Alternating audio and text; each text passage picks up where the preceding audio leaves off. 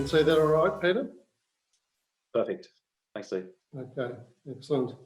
All right, well, there's the title there. What I'll do is, I'm not assuming that anybody's got any knowledge of the Pilbara Craton. For those who do, bear with me, but for those who don't, we'll have a sort of a general walk through the general geology as well, and keep it all fairly sort of high level. Usual sort of disclaimer, basically there's nothing in this talk that hasn't been sort of material nature that hasn't been released previously to the ASX. Just a few acknowledgements that I think one of the reasons why I joined Calidus was that I could see that they were very determined to actually make a mine and not sort of faff around as a lifestyle. So it's great to have a sense of purpose to your work. Jane Allen, the former GM of geology, deserves a lot of credit for getting things up and running and sorting out the geology side of things. We've also had some help. There was a CSIRO Kickstart project in 2018, finished in 2018, that certainly helped kickstart us in our understanding of the project. Fairly complicated geology. We had Gerard Tripp, another planet brain, doing some consulting for us in 2019. We've had a collaboration going on for a few years now with SGC.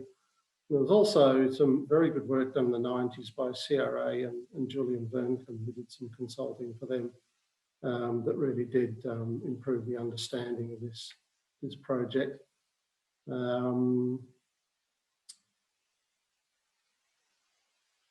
Just get that going.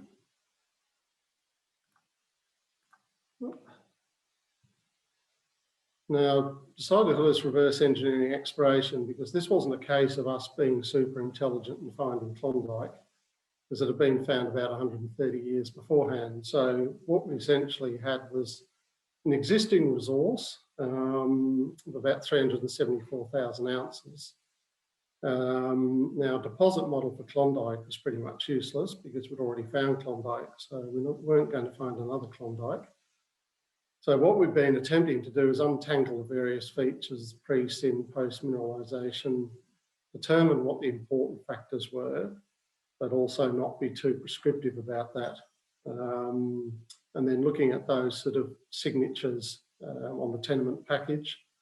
The one thing we were conscious of from the beginning was that there are a series of prospects and small deposits on the tenements that have been known for a while, and Klondyke is much bigger than the others. So part of it you're dealing with is what are the important figures, why is Klondyke so much bigger than the others? And sort of having to be careful not to bias everything in towards Klondyke. So where are we? We're up in the East Pilbara region. You can see Port Hedland up on the coast there. Warrawoona Project is about 20 kilometres southeast of Marble Bar. So Marble Bar is about a 2-hour drive on sealed roads from Port Hedland. And then we have an all-weather Shire road that essentially goes down right to the project. So we're fairly lucky in that. Some good infrastructure in the area. Also shown on this map are some of the other deposits, gold deposits around in the Pilbara. Of course, there's been a lot of attention focused lately on De Grey's project and the Hemi discovery. And you can see the size of that. They're nearly 7 million ounces at the moment. It's quite a bit larger than anything else. And we're around about 1.5 million ounces of resources down in the Warrawoona project. So the history of the project, an awful photo image just showing you a clip of the radiometrics here. We've removed the radiometrics over the granite and the felsic volcanics here and just stretched out that in the mafic, ultramafic, so you can actually see some of that detail. Gold was first discovered in about 1896, but by about 1912 it was pretty much all over. Production up until then was about 745 kilograms of gold, average grade of about 30 grams per tonne. And there was a minor renaissance of mining in the 1980s. So this black outline here shows you the Calidus tenement package. So it pretty much covers that entire Warrawoona greenstone belt. marble bar is just off the edge of the map here. In here, this box will show the area of the next slide. We have Klondyke here, and then several of these other smaller prospects or deposits located on the tenement package.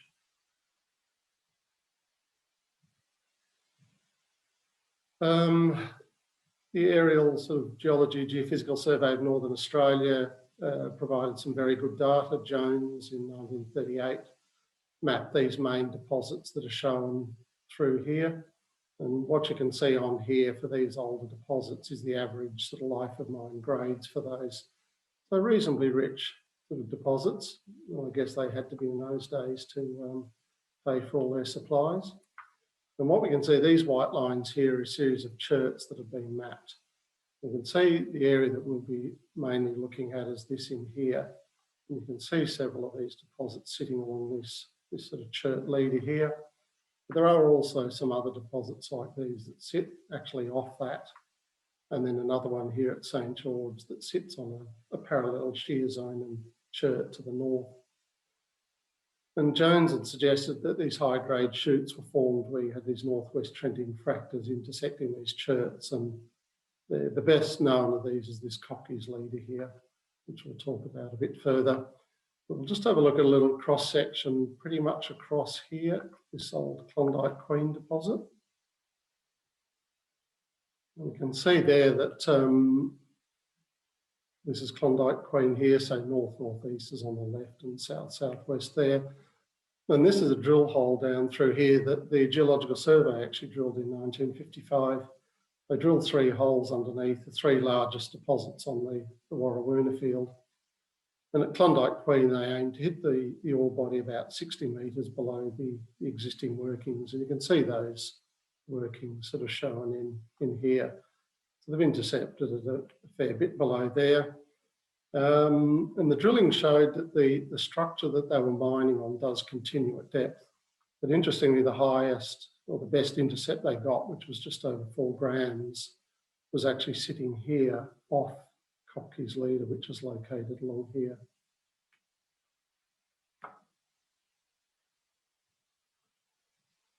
This is just showing you one of these slots, the workings at Klondyke Queen. In the 1990s, a local prospector panned gold from some sample bags, which were supposedly barren or had low-grade material in them. So that was a bit of a whoops moment. And that prospector, Gary Mullen and Newcrest, recognised the potential of this stringer zone to the south of Cockey's leader. In the 90s, Pan Continental sort of sniffed around the area and they noted that there were some similarities with the Barberton Greenstone belt. A bit later than that, CRA carried out some very comprehensive work over the project area. And they identified what they thought was an early low-grade event and a later nuggety high-grade event. They showed that Klondyke Shear is a zone of demagnetisation. And they also suggested the work that Julian Burncombe did, sort of consulting to them, that these high-grade ore shoots were actually located where you had small kinks in the trend of the shear. So there was a fair bit of work done before sort of Calidus came into the picture. So by 2016, there'd been a JORC sort of compliant inferred resource defined over the project area. But what really held the project back was the fact that there was fractured tenure across the project. So it meant everybody held a sort of a large proportion of nothing economic. And there was still also, you can see in here, it's shown by this gap in here, which relates to this tenement here. So you had essentially just a hole in the resource. And without being able to put that whole bit together, you really didn't have enough. One of the other problems was that there is intense deformation in this belt here, which we'll see, and that has really been sort of a cause of certain sort of uncertainty in the understanding of deposit geology. So 2017, the ownership of the project was consolidated, and then Calidus was listed in June 2017 on the back of that. And then the company immediately set about drilling about 18,000 metres of RC holes to bolster the resource. in particular to fill in that gap. And then to do about 1,000 metre of diamond drilling. And it was decided that each of these main 4 prospects here, that at least 1 diamond hole would be done, 1 hole at these smaller ones and 3 at Klondyke, to provide the sort of material that would provide sort of a better understanding of the geology. In 2018 to 2019, and previous to that, most of the work had geology work had been outsourced, I guess, or subcontracted. And then in 2018 to 2019, there was a recognition that that expertise needed to be brought in-house. And there was a Kickstart program with CSIRO started in late 2017, and that was really designed to try and better understand what some of the main factors in forming the mineralisation were at Klondyke. And we can see this shot here is just a cross-section through the deposit. This Klondyke main lode is this main chert horizon. And you can see these are mineralised analyses with rock types, ultramafics in purple and geomafic rocks in green there. So we could see, despite the intense deformation, that chemistry was actually picking out some of these rock types nicely. The work in those 2 years was mainly consisted of trying to upgrade and infill the existing resources. 3 deeper holes were drilled in 2018 under the Klondyke Queen mine as well, to see if the system continued at depth. And in 2019, Gerard Tripp came up and cast his expert eye over things, and I think that was quite important when you've only got a small or very small exploration team, that having that external peer review is crucial. So he told us we were doing some things right and gave us a kick up the backside and other things, which was very welcome. We also completed a regional soil survey across most of the tenure in those 2 years. Last year, there was a detailed aeromag survey across the project area, and you can see that area here. It basically covers essentially the entire tenure across the greenstone belt. There was some initial reconnaissance mapping and rock chip sampling. We had a high-level magnetic and structural review done by SGC following the flying of that survey. And we also had them do some rock property testing at Klondyke as well. We drilled 2 more holes under the Klondyke resource, 200 to 300 metres under the resource, to see if the system continues at depth, which it does. And then there was also some metallurgical and geotechnical work done. And we can just see the names of a couple of these prospects here where we did some of that additional test work. And despite the company being floated 4 years ago, this year has probably been the very first year where we've actually started to do systematic grassroots exploration, because there was a decision made really to crack on and get Klondyke up and running. And once we had that up and running and have a source of revenue, it obviously removes the need to be going back to the market all the time and trying to raise more money. So to some extent, the regional exploration was put on the back seat a little. So we've now started targeting exercise across all of those tenements using all the data sets we have. We became a corporate member of the CUT at UWA this year to tap into some of that expertise. And we're also constantly looking at other projects and prospects that could feed into Warrawoona. Now that we will have a plant here at Klondyke, then we're also looking at these satellite deposits that could be fed into that mill there. So of the reserves presently defined, 514,000 ounces, about 97% are located at Klondyke.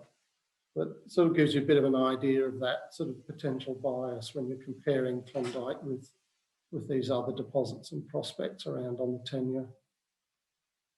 The Klondyke trend, it's about 10 kilometres of strike length on this thin chert unit, this Kopke's leader. And that's where it runs through there, right along this Klondyke trend, or this Klondyke shear zone here.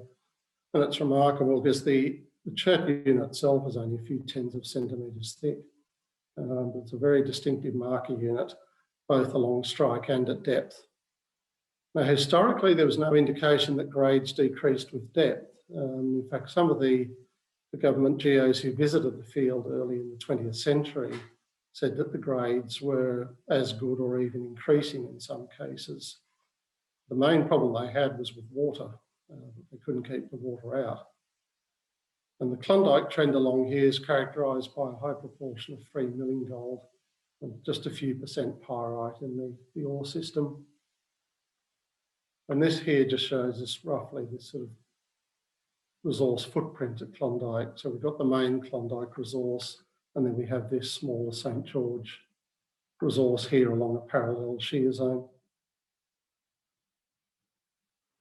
So that's just a little bit of a history about the project and how we came to be where we are now. So I'll just step back a bit and we'll just quickly look at the Pilbara Craton, and particularly the East Pilbara, to give you a bit more context. Essentially, the Craton consists of these sort of three main components. It's West Pilbara Super Terrane out here.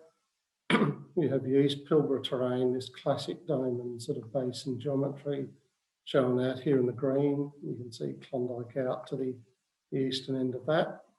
And then you have this central Pilbara tectonic zone, and this is where this Malina Basin is, and Hemi. And this marks a suture between the West and the East Pilbara. And that's thought to have been sutured around about 3,070 million years. So we'll just zoom in a bit more around to this Klondyke area here. So essentially the Warrawoona sort of greenstone belt through here is a faulted synclinorium. You've got greenstones of the Warrawoona Group up through here, greenstones of the Kelly Group. They're sandwiched between these two big batholiths here, and then they're juxtaposed along this Fielding's fine shear zone that runs through here. So this one here is actually the major structure in the belt, and the Klondyke shear, which runs up in along here, is very much a secondary structure. So gold resources in the belt, including Klondyke, are hosted in these subordinate structures, other than Fielding's Gully, which sits on the main shear zone here. And it is noticeable at the moment that most of the known prospects and deposits do sit in the Warrawoona Group on this north side of the shear zone. There's little or nothing being defined down in this part of the world as yet. So what we'll do is we'll just step through a series of these diagrams of the map at that scale, just showing these units as they appear, and just walk through that geology. So the oldest units in the belt are these Warrawoona Group greenstones, which are shown in the green here. So you can see they're present on both sides of this Fielding's fine shear zone. And then in the pink are the granites of the batholiths that are basically coeval with the greenstones. And you can see, particularly in this Man Edgar batholith up here, that most of these older units are sitting around the margins of the batholith. In addition to those igneous rocks, there are some rare metamorphic monazite ages at about sort of 3,450 MA as well. So at about 3,350 MA, we had the Kelly Group being deposited. So that's in this darker green here, all around the south side of that Fielding's fine shear. And at the same time, these darker pink granites here of the Emu Pool Supersuite were in place. So it's a very common pattern through the history of the Pilbara Craton to get the mafic, ultramafic rocks and greenstones and granites that are coeval.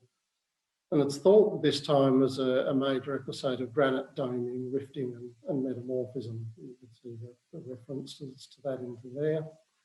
And there are metamorphic zircons and some Lutetian, hafnium garnet ages. You can see around about 3320, 3310 MA, suggesting it was a period of significant metamorphism as well as magnetism. Probably the next major unit in this sort of area is the split rock supersuite, so much younger age, about 2850 MA. These are the granites in this darker pink here, just a small area up there and down here that are associated with tin, tantalum, lithium mineralisation. And then After cratonisation, you've got in this dark sort of browny colour here, the mafic volcanic rocks of the Fortescue Group, sort of dumped on everything at about 2770 MA. But one thing that we're lacking a bit is it really is very complex Meso to Neocean tectonic history in this area, but there is a lack of robust geochronology on those metamorphic events, that it's comparatively easy to get igneous ages out of the granites and felsic volcanics, but not so much to get the metamorphic history. If we just look again, we're sort of zooming into this area here. So we've got sort of two batholiths and where these groups are pinched down in here. So if we look at this diagram up on the right-hand side here, we can see the batholiths here in this sort of pale grey colour.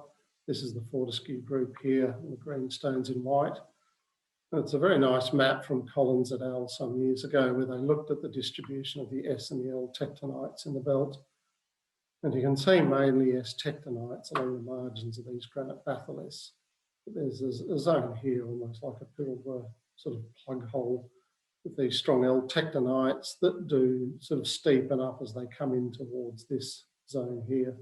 And there's been quite a bit of controversy about the geological history in terms of what this means. If we look in this area here, there's a rather nice little sketch map of some of the types of structures that you see in around the Klondyke area. And you can see from this that the main takeaway here is that there are an awful lot of foliations and crenulations, these little areas of lower strain material that don't get obliterated, that themselves sort of record quite a complex history. So superficially, there is a very strong fabric running down through here, but it does also sort of mask a much sort of more complicated earlier history.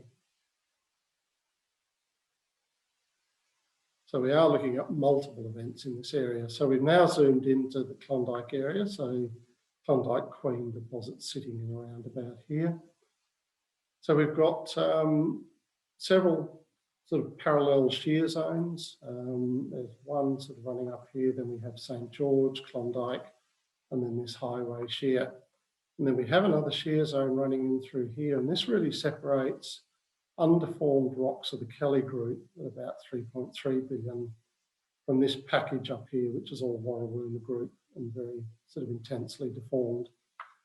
This belt through here is about 1 kilometre or so wide at its narrowest point. And when you consider that these units in here are all this apex basalt, which the thickness of which is thought to be 3 to 4 kilometres, in here it's 0.5 kilometre or so. So we're missing an enormous amount of stratigraphy in through this sort of area where it gets pinched in between the two granite batholiths. And overall, what we have in here is a series of mafic units, which are shown in green colours, and ultramafic units in the purple here, which dip very steeply to the south-southwest overall. And then you have several of these linear chert units up to a few metres wide that tend to lie along these shear zones. You can see these dashed lines here are some of these cherts. And you can follow some of these things for kilometres. The most important of the cherts is this Kopke's leader, which is shown in this red colour running down through here. And that really is sort of the centre of the resource at Klondyke. But interestingly enough, despite the fact you can stand on hillsides and see these units sort of carry on up and over the hills, but we don't see any macroscopic folding of those chert units or of the mafic and ultramafic. You see plenty of smaller scale fold hinges and refolded folds. And we saw from that map earlier crenulations and so on, but a very linear pattern overall here. And that's probably related to this later superimposed intense ductile deformation. So the main structures here, really this east-southeast sort of trending foliation dominates everything. And to go with that, there's a subvertically sort of plunging lineation that's very well developed through most of the deposit area here. We have at least 2 older foliations that are crenulated by that main foliation.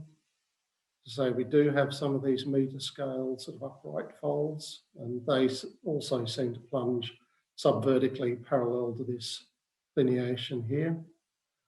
And then an area across through here, we have an area with sort of strong dextral shearing with a fairly shallow plunging lineation.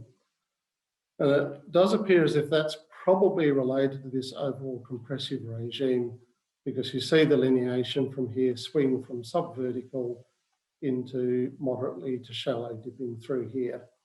And some PhD students from the US who are working in the margin of the Mount Edgar batholiths to the northeast are seeing the same thing.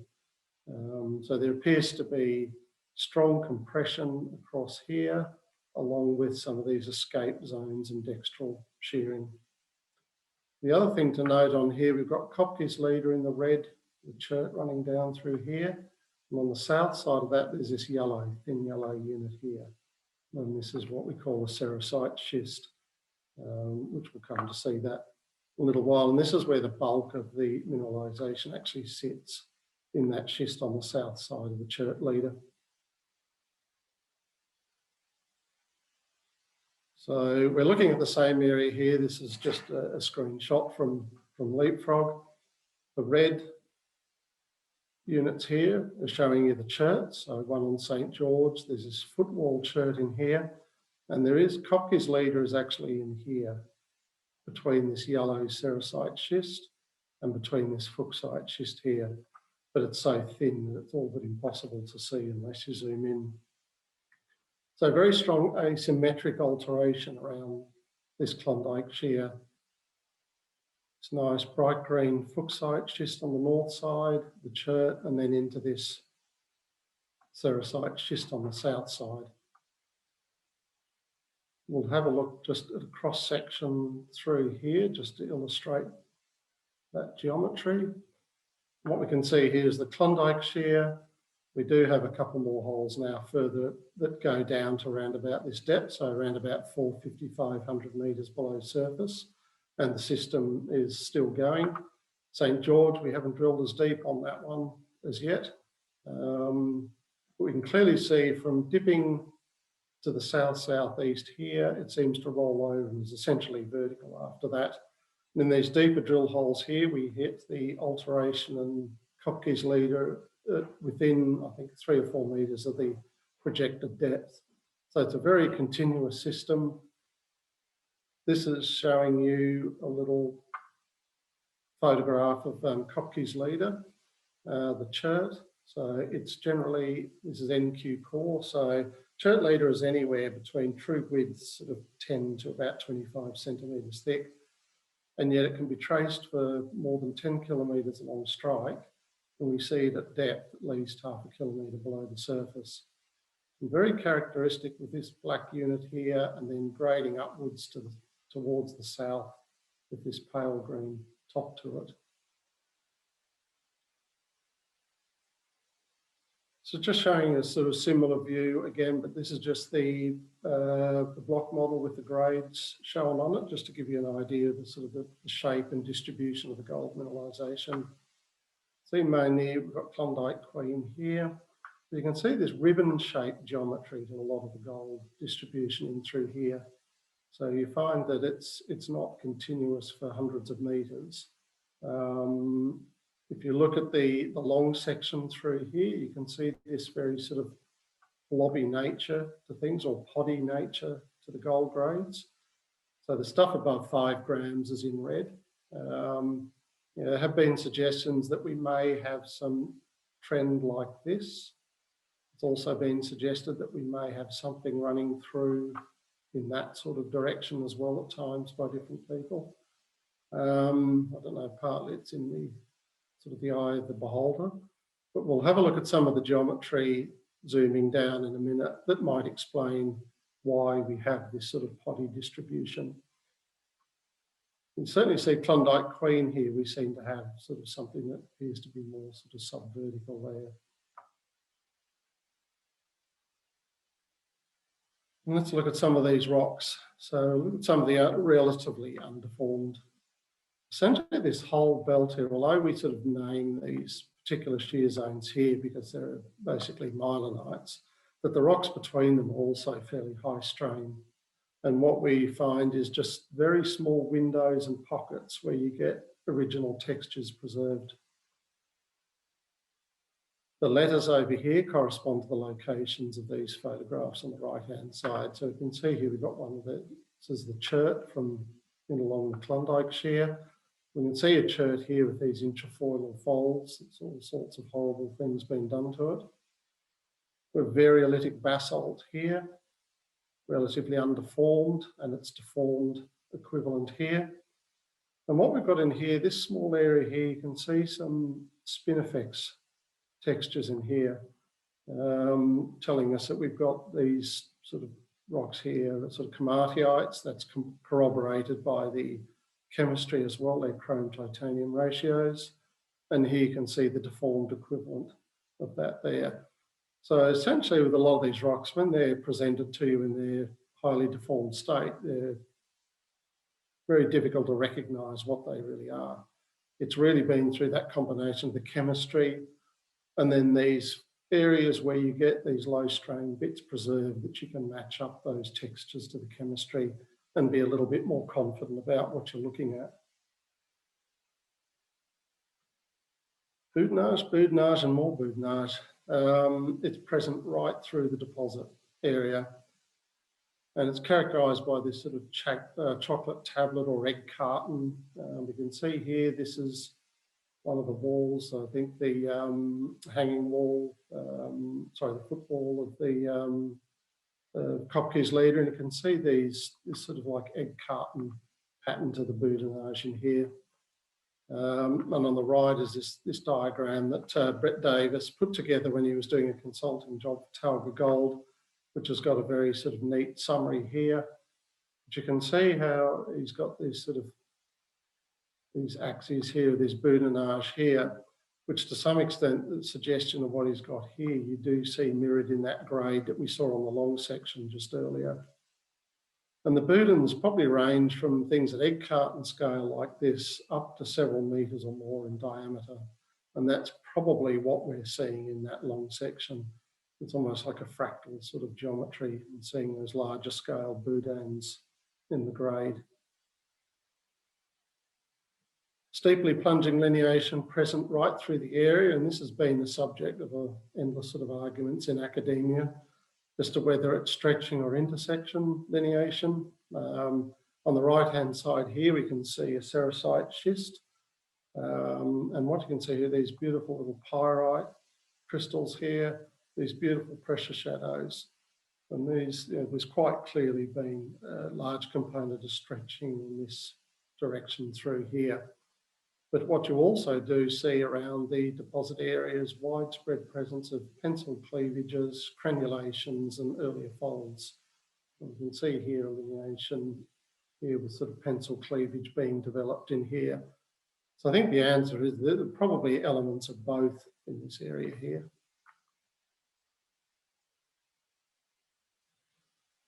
Vein types at Klondyke, the gold is hosted in quartz anchorite veins. I suppose in terms of orogenic gold, where isn't it hosted in that? But most of those veins are strongly boudinaged. However, we do see a small percentage of the veins are folded like this one in through here, and this one in through here.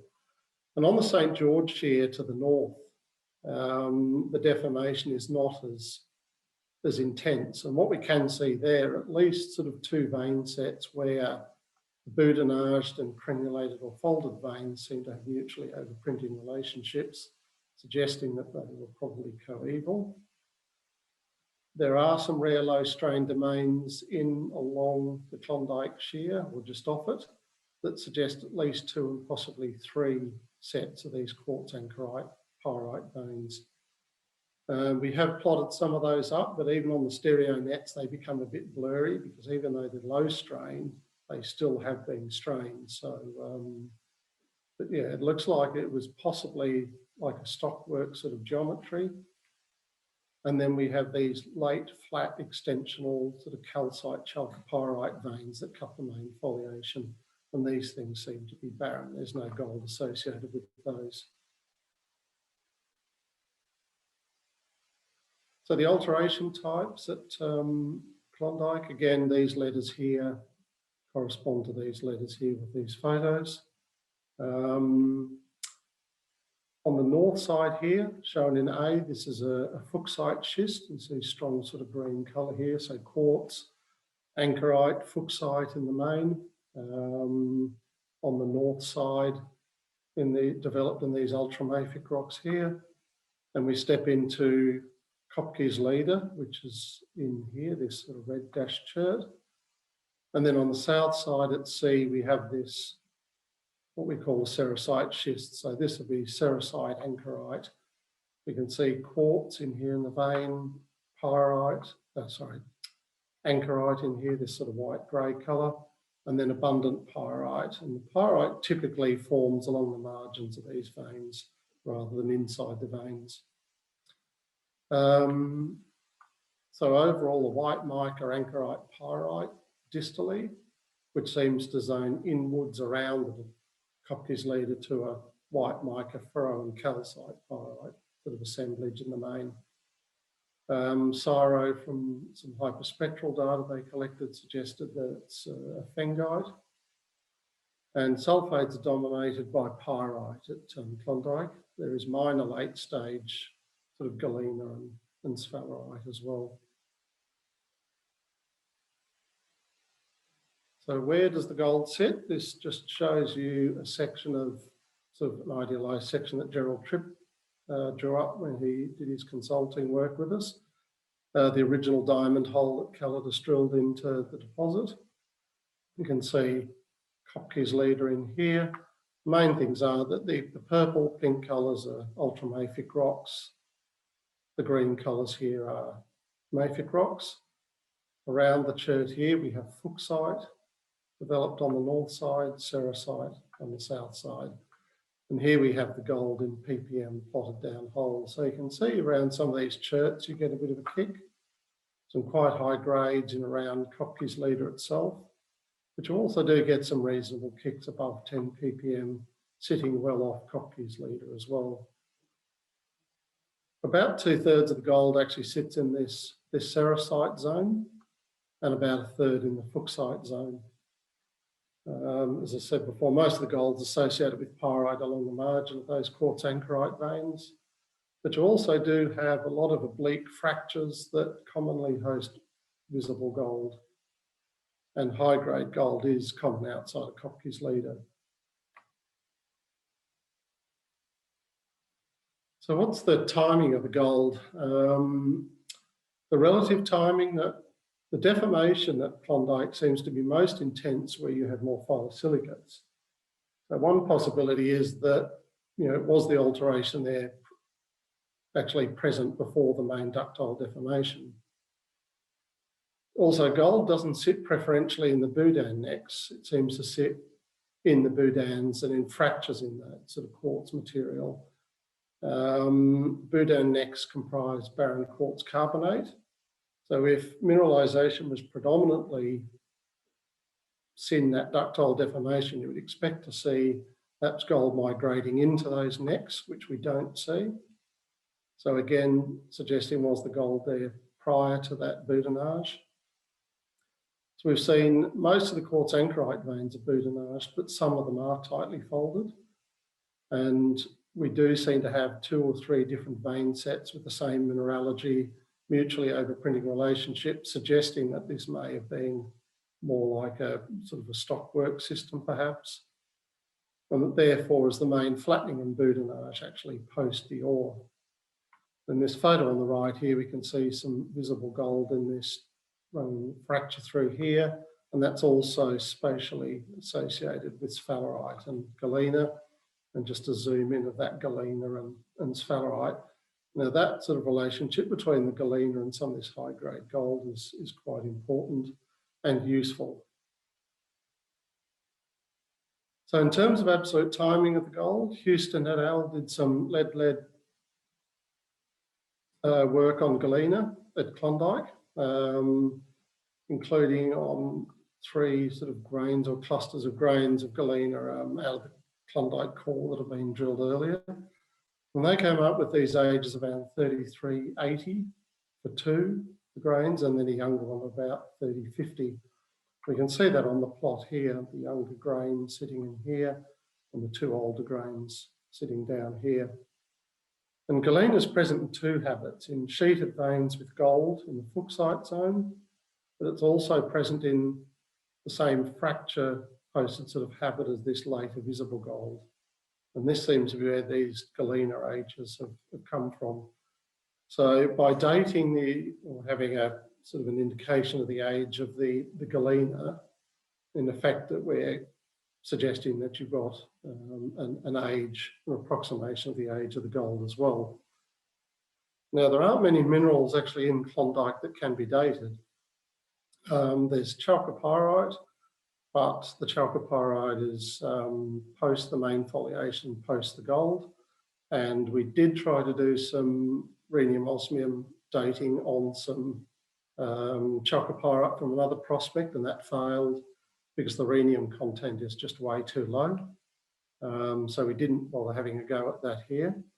But what we did do was have a look at monazite from the sericite zone on both the Klondyke and St. George shears. And the idea with that was that you won't find monazite in mafic and ultramafic rocks if they're unaltered. But if they're altered, and particularly hydrothermal sort of fluids, then you can grow monazite in that. Been quite well documented, a lot of monazite from and xenotine from hydrothermal deposits. So out of that monazite here, we got 3 main age clusters, which you can see here, an older one of about 3320, which is similar to the lead ages that were derived from the galena, and then 2 younger peaks in here. So the older age peak here corroborates that lead work. What we're suggesting is that these younger ages here may reflect younger reworking events. And these here do correspond with known tectonic events in the East Pilbara. So at the moment, our preferred interpretation would be that we're looking at gold at about 3,300 or so MA. Analogues for Klondyke, Kerr Addison and Kirkland Lake, quite a large deposit, has some similarities. The ore there is developed either side of the Kerr fault, ultramafic carbonate ore on one side with this fuchsite quartz carbonate assemblage, and this mafic flow ore quartz sort of chlorite carbonate sericite on that side of the fault. And when you look at this sort of material from Kerr Addison, this carbonate ore, which you can imagine if you were to subject that to ductile deformation, then you may well end up with something very similar to this sort of fuchsite ore here from Klondyke. So what's important to say that the deformation's been so intense that really you can only surmise what the original geometry of the deposit was like. We know the gold was located at the contact between mafic and ultramafic units, and does appear to be a conspicuous association sort of with chert. Gold is probably old, about 3315 odd MA. We think that the intense sort of ductile deformation over Prince mineralisation, so therefore ductile deformation is not necessary for ore formation. Gold is associated with these 2 sort of assemblages here. And it's interesting that the carbonate halo at Klondyke is much bigger than that around the other much smaller deposits at Warrawoona. And that's probably telling us something about the scale of the hydrothermal system. The physical rock property testing at Klondyke also shows that gold is associated with magnetite destruction, and gold is also positively correlated with potassium in the radiometric data. And we do see that the chert horizons are also commonly associated with potassic alteration, but they seem to have been fluid pathways. One question is, what actually are these cherts? They've been sort of long used as a prospecting or exploration tool. See one of these cherts up here at Klondyke West, sort of almost a little Great Wall of China. But the cherts themselves are quite heterogeneous. They can be sort of banded or stratiform and traced for kilometres, like this sort of beast here from Klondyke. But we do see on the far right things like coliform textures and chert veins that clearly are discordant to stratigraphy. And then in some parts, this is the chert from St. George. We can see chert in along here, and then a discordant chert coming in along and meeting up that chert there. So they clearly don't seem to be all sedimentary cherts, but may have a range of origins. And many of the cherts have myelinitic textures, so they seem to be in the locus for younger deformation. So regional exploration, what about the other resources? So because Klondyke sort of dominates things in terms of the ounces, it presents a sort of a very biased sample. Klondyke is by far the most deformed, and as we've seen, that may not be relevant at all. We do have sericite, fuchsite, carbonate alteration at the other resources as well. One of the interesting differences is that the other three deposits here contain significant amounts of arsenopyrite, unlike Klondyke, and the gold here is more refractory. Regional exploration, not all fuchsite is related to gold. And I think we can see here, this is a trench at Klondyke. You can see the nice bright green fuchsite coloration here. And I think because that's so obvious, I think it's probably heavily influenced some of the thinking in regards to exploration. And regionally, there are a lot of these quartz fuchsite shears, but they rarely ever seem to contain any gold. And looking at some of the very weakly deformed successions indicates that some of the fuchsite alteration may be quite early. And what we can see in this bottom photo here is a black, or in fact, sorry, is a chert here, green fuchsitic chert that appears to be brecciated by this black chert here. And this is in a rock succession that's almost sort of undeformed, and it's suggesting that some of this fuchsite alteration here may be very early and completely unrelated to gold. So in terms of a lot of the exploration, sort of fuchsite for show, sericite for dough in many cases, there undoubtedly is fuchsite associated with gold, but it's by no means a one-to-one association. And the lessons from, I guess, from Klondyke, that really the exploration has just got started this year, and I can see that we're going to be there for at least another couple of years walking the ground. It is conspicuous, this broad scale iron carbonate alteration around Klondyke does differ substantially from the other smaller deposits that we see, and probably does sort of have some bearing on the size of the original hydrothermal system. Areas of structural complexity are obvious for any orogenic gold targeting. But the phyllosilicate mapping, we've been looking at that using the radiometric and hyperspectral data. And the importance of walking the ground, even the unmineralised ground, can't be overemphasised, because that unmineralised ground almost acts as a sort of a control sample. As we've seen from the fuchsite, it tells you that things aren't always as they seem. And this shot here, just to wrap up, this just shows the pioneer mining. This comes from an ASX release from, I think it was Monday.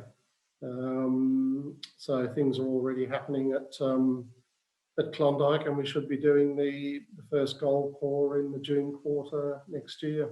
So yeah, thank you very much. Thanks, Steve. That was a talk. While the attendees at home are getting their questions together, no doubt there will be some. I certainly have a few, so I'll use my chairman's prerogative here and get a couple in early. I think you kind of answered one of my questions that was about the chert, as to whether it's a sedimentary or an alteration product. And it sounds like that jury might still be out. But adding that to the boudinage question you raised there, do you see a lot of boudinage in that chert unit, or is it just broken up, or is it continuous? No, it is fairly continuous, and it is boudinaged. Yeah, all of the cherts seem to be, some more than others. Yeah, I think that there are probably multiple origins for the cherts. I know that some of the work that people have been doing on these Archean cherts, you can get them formed as hard grounds when you've got periods of non-deposition, because the Archean seawater was super saturated in silica. Some of them do appear to be silicified shales. They look just exactly like shales, black shales. When you go to scratch them, they're as hard as anything. There are others where you've clearly got, these coliform textures, so they are hydrothermal. They're discordant to the stratigraphy. So yeah, I think there is a range of origins for these things. Yeah, excellent. Thanks, Steve. The question also comes to mind. You showed that photo or a slide with 3 fairly undeformed rocks in core, and then you showed equivalents in the field that were very deformed. And is it coincidental that the undeformed rocks were from the north side of the field and the deformed ones from the south? Is there a gradation there with deformation, or is that just coincidence? Just coincidence, yeah. What you tend to find is that they really are just pockets. In the drill core, you'll intersect them every now and then, and the same in the field. It's just a matter of pot luck, really. But yeah, no, there's definitely no. I'd say the only thing would be that the deformation around the cherts is most intense, and coming away from those a little, you give yourself a bit better chance to see these low strain windows. Yep, excellent. Couple of questions from S. Hitchman. I'll ask them together. What's the depth potential? What depth potential is there for the field? And can you hazard a guess on the depth of gold emplacement? No, gold emplacement depth, really have no idea. I mean, it's been so badly overprinted that, as I say, we can barely take a guess at the geometry of the deposit. So I don't think from the element associations that there's any suggestion of it being at epithermal depths. So I would say that it was originally below that sort of depth, probably in the typical sort of mesothermal depths. But beyond that, I mean, the metamorphic grade through Klondike area is green schist. We don't see anything higher than that. You get up to amphibolites along the northern margin of the belt where you are juxtaposed against the Mount Edgar batholith. So yeah, I think green schist and mesothermal depths, but beyond that, we couldn't be more sort of specific. I forget what the first question was. Potential for the field. Depth of? The depth potential for the mineralisation of the field. Yeah, well, I think it's good. We've drilled, it's 2 holes with wedges off each of those, plus 3 holes under Klondike Queen. All of those have been drilled about 250 odd metres below the present resource. And in all 3 of those, the structure continues. We have the same sort of vein systems, the same alteration patterns and assemblages. So it's quite clear that this shear is continuing downwards. So I think at the moment, it's obviously quite expensive to drill from surface. So the plan is to end up having an exploration drive underground that we'll actually drill from there. And what we seem to have consistently seen in the deposit is your wide-spaced holes, it's a matter of pot luck as to whether you intersect one of these thicker boudins with grade or whether you go through one of the boudin necks. I think as what we've tended to find is that as you've tightened up the spacing, things become a bit more consistent. So I think, yeah, it definitely is open at depth. There's no question about that. Yep, excellent. You showed there was a bit of chalcopyrite in late veins or non-mineralised veins, and there's also the galena and sphalerite in the mineralised veins. And to the west, you mentioned there was a lot more acetopyrite in mineralisation. Is there a predictable metal zonation in the district, or is it all over the place, or you just don't have enough information at this stage? I think, again, it's probably it's partly biased by the size of Klondike. Yeah, certainly all 3 of the deposits out west, they're more refractory and arsenopyrite bearing. Now, I don't know whether there is an arsenic anomaly over Klondike itself, but in the order of a few hundred ppm as you go across the shear. Now, we don't know to what extent the deposit has been modified, but yeah, I'd say overall we don't see any consistent sort of metal zonation across the field. Okay, excellent. Thanks for that, Steve. Last question. We're at the time. We've I think I don't want to outstay our welcome. It is 6 o'clock. So last question. Just in the field itself, you know, it's obviously very, very tight, narrow between those two granites, and out to the west it seems to open up a bit, and the structures seem to splay out. Is that manifesting in different styles of mineralisation out to the west, or are we seeing the same thing as Klondyke? Yeah, I guess what we see further out to the west is, yeah, it does horsetail the shears. So you've got narrow high strain zones with large areas of low strain material between them. And the deposits further out to the west do seem to be a bit tighter in that regard. They're not as wide. The alteration halos aren't as big either. I mean, it's quite noticeable that Klondyke sits in the apex basalt, which is supposedly about 3 to 4 kilometres thick. So given that pinch point, you're down to half a kilometre or so of apex, and you've removed an enormous amount of stratigraphy in that narrow part of the greenstone there. But yeah, I think probably overall the smaller deposits seem to be simpler. Is probably one of the main differences. Okay, so potentially as a result of the lower strain. I think possibly we can see from the geochron at Klondyke that we've had at least 3 hydrothermal events there recorded. So I think with a lot of these deposits, that the more complicated they are, the more events, the bigger they seem to be. Whereas I think perhaps these deposits out west that we've got at the moment are smaller, simpler deposits. In essence, probably a function of one main mineralising event. Okay. All right. Thank you, Steve. I am aware of the time, and your time as well. I don't want to push the friendship too far. So on behalf of the AIG-ALS, I'd like to thank yourself, Steve, and Calidus Resources. Seemed to have frozen there. And also I'd like to thank all the attendees for turning up.